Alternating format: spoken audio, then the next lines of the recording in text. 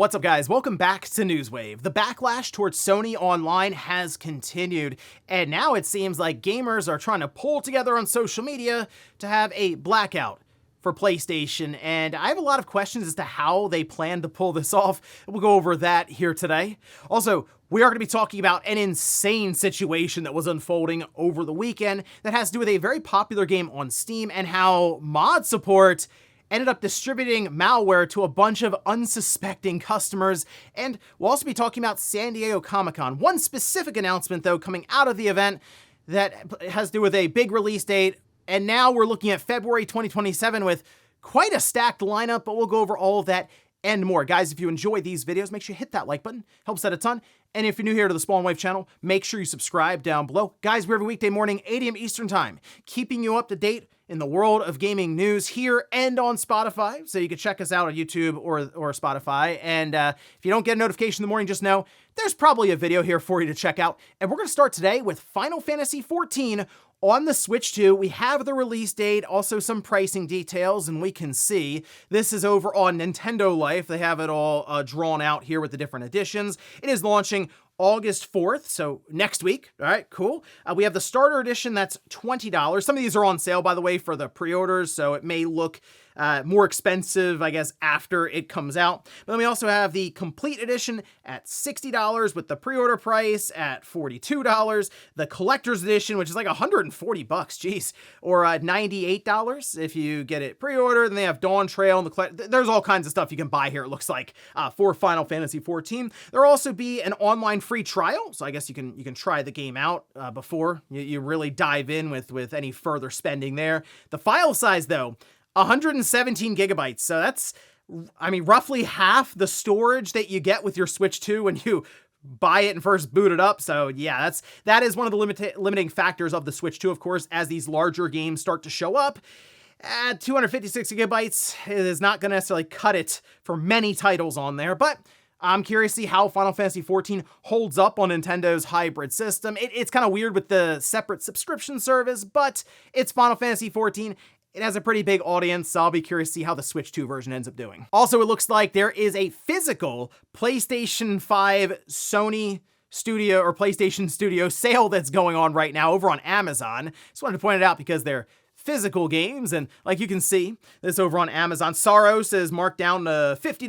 Astrobot, good pickup there at $40. Death Stranding 2 at $40. Demon Souls at $30. God of War Ragnarok at $30. The Rise of the Ronin, which is a pretty cool game, at $30. Horizon Forbidden West at $30. They also have the complete edition at $40. Lost Soul Aside, it's at $30. I think you get a little lower before you'd buy it. It's not a great game, but it's a pretty funny game, just without meaning to be. Helldivers 2 at $22. Returnal at $30. Miles Morales at $38. Gran Turismo 7 at $40. Let's see. Yeah, so this is something I want to continue pointing out. I mean, look, even Spider-Man 2 at $30. This is what physical media brings to the table. If it's not on sale for the digital side, there's a chance there's a sale somewhere for physical games because so many retail stores or secondhand stores can sell these things. So I pointed out Amazon, but there's also Best Buy, Target, Walmart, all running their own sales. So just wanted to put that out there in case you all of a sudden had the urge to buy some physical media. Oh, and we do have Castlevania Belmont's Curse coming up in October, and I'm very excited because it's looked good every time they've shown the game. But there's one unfortunate thing that was updated on their website, which we can see. And so it's 60 frames per second, right? It's coming out on the PS5, the Switch, the Xbox Series, PC, through Steam, the whole thing. But then I looked at this update, and the Switch version is 30 FPS. Like, they specifically point that out. At the time of this recording, there is no Switch 2 version. I feel like there will be, and then that'll be 60 FPS. But I would say in this scenario for, was this Konami? I would recommend having a toggle that lets us uncap the frame rate, all right? Because backwards compatible for the Switch 2, of course, it can play the docked version of the Switch Castlevania Belmont's Curse. And it'd be nice if we at least had the option to uncap the frame rate while we're waiting for the Switch 2 version. And to be honest, I kind of wonder if this is one of those situations where the Switch 1 version launches and then, I don't know, the following year, months later even, into 2027, we hear about the Switch 2 version, there's no upgrade path, and you gotta buy it all over again. So help us out a little bit here. and at least make it so we can toggle on and off this 30 FPS limit. And guys, with some of the quick news out of the way, let's get into the bigger stuff. Let's start right away with PlayStation. Of course, the backlash that has continued on, but it does feel like people are, they're yelling at a brick wall, obviously, because Sony is trying to ignore as much as possible. They really haven't said anything. There was news going around after Alana Pierce shared that there is basically an order within Sony to not engage with this at all. And it's the most strict, apparently, that they've ever put out there when it comes to social media lockdowns for any of the employees or developers, all right? So with that in mind, people, they're hitting all the posts and stuff that Sony's making, but they also feel like they're not really getting a lot of traction. So now they're going to the next step, and that is essentially a blackout for PlayStation. And this post here started to make the rounds rapidly on social media. Specifically, it was going around Twitter quite a bit, but it tends to spread even beyond that after a little while. So this we can see is from Does It Play? And they put out a passage here, multiple paragraphs stuff. I really just want to read the last one here, where it says, "With that, we are calling on PlayStation players to participate in an economic and gameplay blackout from Sunday, August 23rd at 7 p.m. local time through Sunday, August 30th at 7 p.m. local time. Players can participate by turning off their console or logging out for 7 days. We feel that this period gives publishers and developers minimal impact while still giving players a voice." Okay, so I will say, I like the thought process here. I like the idea of people coming together and not necessarily just yelling on social media.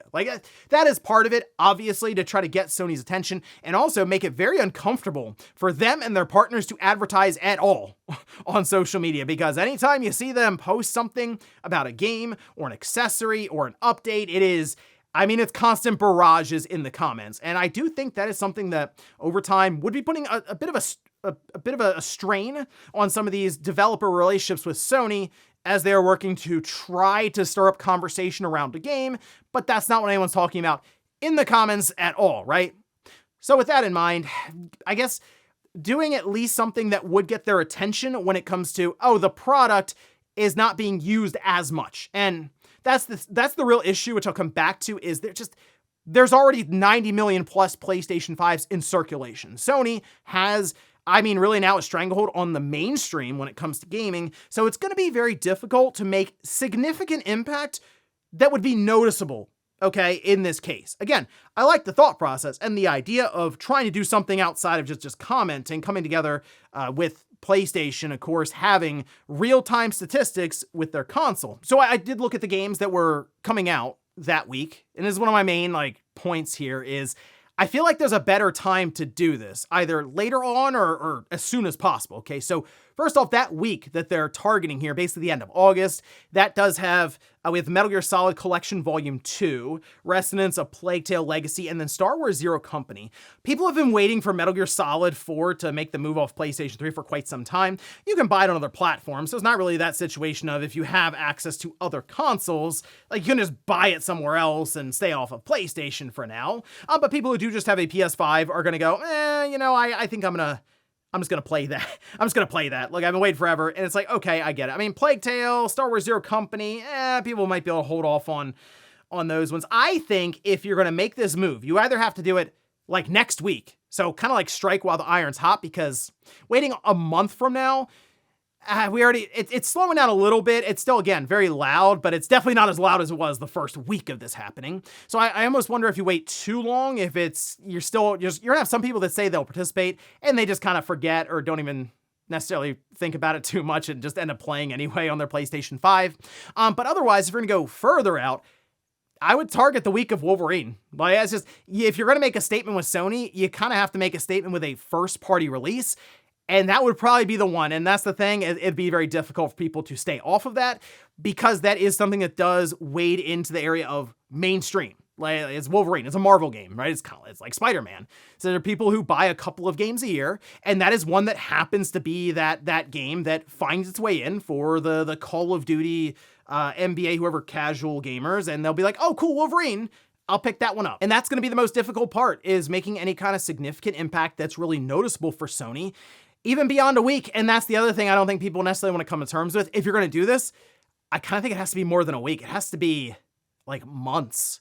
They have to see a consistent trend of accounts just not signing in on PlayStation going forward. I think the other part, though, that it's worth thinking about is the idea of maybe buying physical games. And that's the other thing, is there are people who are just digital who understand how this could be problematic for them because there are no digital rights that are really figured out, that it all mimic physical media. And that's kind of the problem we have right now outright. It's like, okay, you take away something that does have like legitimate ties to ownership of a physical product that you can lend, sell, trade in, whatever.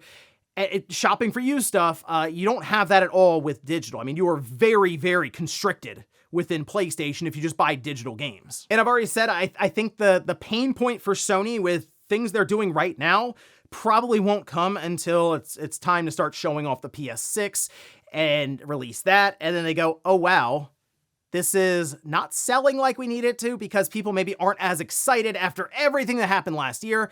Also, the system's like $1,000, which isn't going to help, but that's my thing right now. It's going to be very difficult to shake Sony and get them to understand why there's so much frustration or even respond to it a little bit because they are so focused on the mainstream. Saw the top pre-ordered games on PlayStation 5 right now, and it's like Call of Duty, NBA, GTA, and like they're all the expensive versions. So it's tough when the top played games right now are Fortnite, Roblox, Call of Duty, NBA, soon to be Madden, and you kind of see what I mean. It's like the people that are really invested in this and trying to have some kind of change take place, I mean, that's just, they're not part of that mainstream necessarily, I will say, to that degree. So it's difficult, man. Sony is really, the ship is being steered by the mainstream, and that's the audience that I'm curious if they will invest in a very expensive system holiday 2027 or maybe to start 2028 with the PlayStation 6. But again, like the idea, we'll see what happens, I guess, at the end of August, if this does make any kind of blip on Sony's radar and if they respond to it. Next up, let's talk about an insane situation that took place this past weekend. It has to do with Meccha Chameleon. And yeah, I believe it is pronounced Meccha Chameleon because it's a Japanese developer who made the game, and apparently it's Meccha. Anyway, Meccha Chameleon, very popular on Steam, and because of this, there are custom maps and mods, things in Steam Workshop. Turns out, a bad actor managed to slip malware into a couple of maps that were quite popular, and it became a whole thing online. So this was a post that was made on Reddit, which we can see. And this is from Faint, who also posted everything on Medium as they were going through and figuring out what the situation was here. Say there are currently one or more malicious workshop maps available for the popular Steam game Meccha Chameleon. Despite appearing legitimate, they appear to contain a malware delivery chain, and the issue has received little public attention so far. So they listed the maps. It was Laser Tag Neon and Chroma Grid Arena.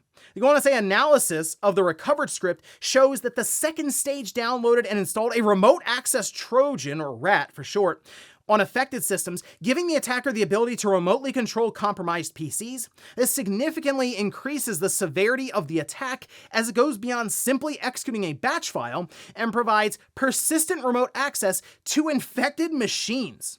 Say if you launched one of the affected workshop maps before updating to version 3.1.0, it is strongly recommended that you perform a full malware scan and investigate your system for signs of compromise. So they mentioned 3.10, and that's because the Meccha Chameleon developer creator over on Twitter says the vulnerability in the custom maps described in today's update 3.1.0 has been fixed, so there are no issues after applying it. We have also confirmed that the malware is disabled for the affected maps both before and after the update. There was also a piece here from PC Gamer, which is kind of ridiculous, saying the game's official Discord server, which has nearly 100,000 users, was hacked. This was confirmed and addressed in a Steam community blog post yesterday, saying, quote, "We have already contacted Discord support and are currently awaiting their response. If the server cannot be recovered, we will set up a new one." The developer Lemeron confirmed in a post on X that this happened because a system engineer's PC was infected with malware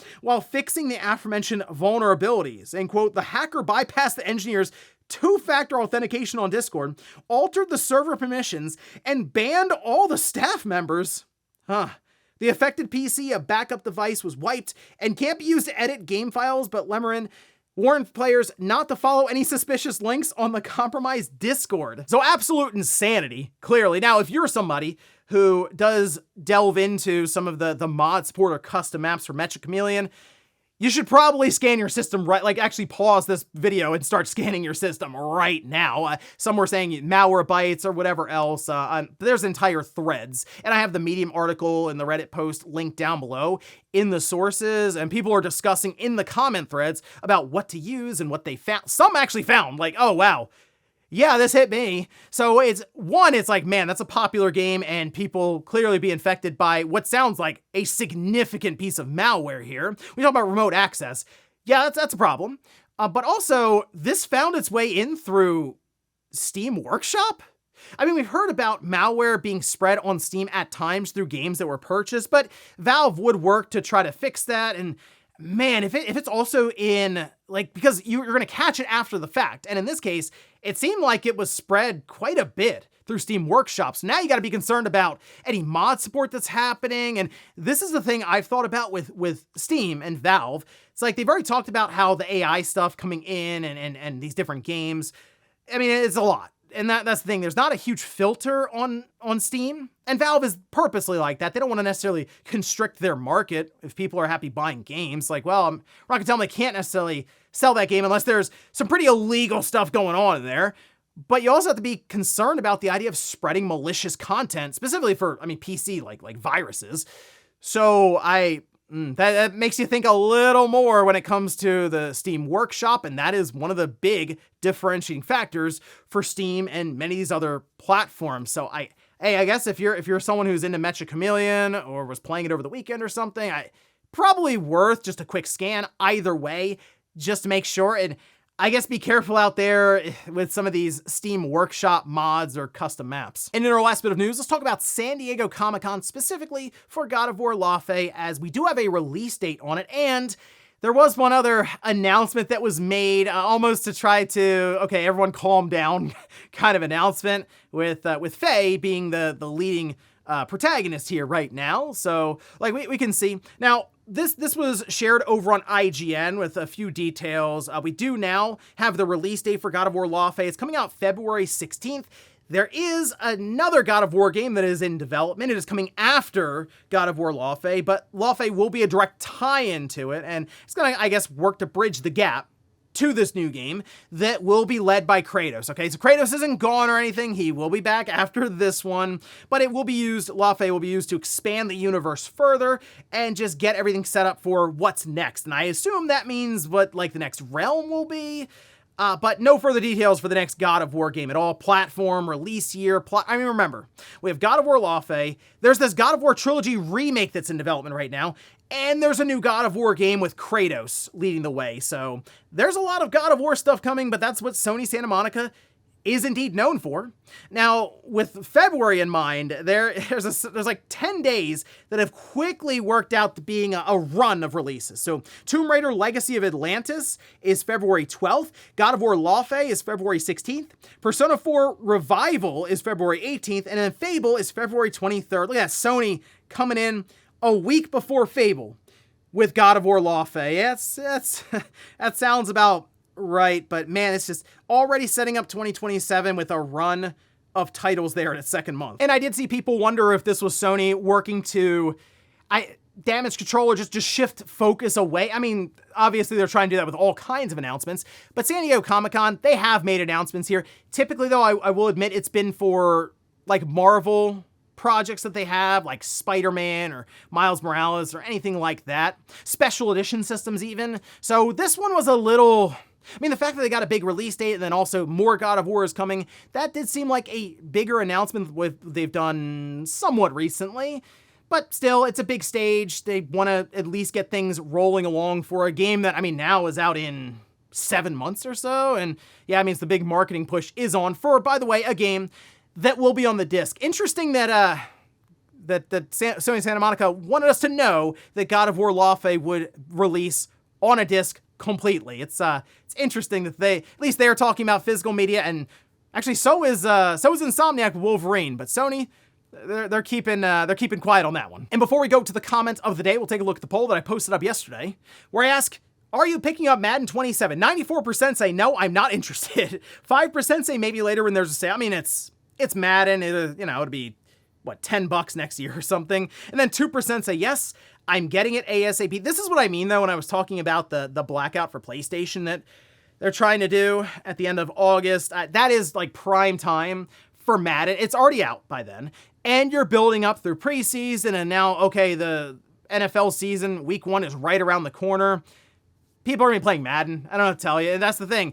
Many of you who are watching, you're not going to affect that group at all. Like, it's just, it's the mainstream that's really holding up PlayStation right now with the Fortnite, the microtransactions, these big yearly sports titles, the Call of Duties, and it's just Roblox. It's going to be very difficult when you go up against that, especially after you see the numbers where Fortnite had 15 million players this past week. You can see it in like the PlayStation beta program where they show you like player counts for these different games. It's incredibly difficult to deal with that. But who knows, maybe Sony looks and goes, oh wow, they're actually, yeah, people are not signing into PlayStation. We should do something about that. But then they'll probably get another couple $1 million the following hour from Fortnite and then forget all about it. And we'll finish up with the comment of the day as you're seeing here. This is from Once Random One, says, I'm more willing to try a game that I'm not sure of if it's used. And yeah, I agree on that because, well, obviously the price is lower, but man, I gotta tell you, back in the day when I worked at GameStop, there was this return policy for used games. And I'm sure many of you out there, maybe a little older, use this. I don't know if GameStop still does it. Maybe they do, because it was pretty straightforward. A used game that you sell and it comes back, like it's still used, so you can just put it right back out on the shelf unless it's broken in half or something. But a new game, as soon as it gets out of the wrapper, it's used. And so you can't necessarily put it back. It's not one-to-one. But what that meant was if somebody bought a used game, went home with it, they had 7 days to bring it back and get a full refund. And I don't mean just store credit. Like back then, you could just get your money back. And it was a way for GameStop to get people in the door, obviously. And they figured most times, people aren't going to make the trip back for a game that was $15, or $20 or something. You just hold on to it. But I did have a few people who definitely took advantage of it. And I was like, hey, you know what? That's the policy. We're basically a rental store for you. And they did use it a lot. They'd bring a game back after playing it for 4 or 5 days. They would beat the game. They'd get another one. And they would just swap it out pretty consistently. There were a few times where I'm like, okay, dude, you've been here like 4 times this week. Maybe we calm it down on this $20 store credit that you've been circulating. But for the most part, I was pretty lenient on that. Still, though, that was one of the advantages of used games. Buy a used game, return it, still a used game. And ladies and gentlemen, that's going to do it here for Newswave. If you enjoyed this video, guys, hit that like button. If not, hit the dislike. Leave comments down below about everything we talked about here today. If you missed last week's Newswave, I'll leave it up here in a card. Or maybe you wanted to see the Vita doing something it should absolutely not be doing in 2026. I did a video checking it out, and I'll leave it right below. Thanks, guys, for watching, and I'll see you next time.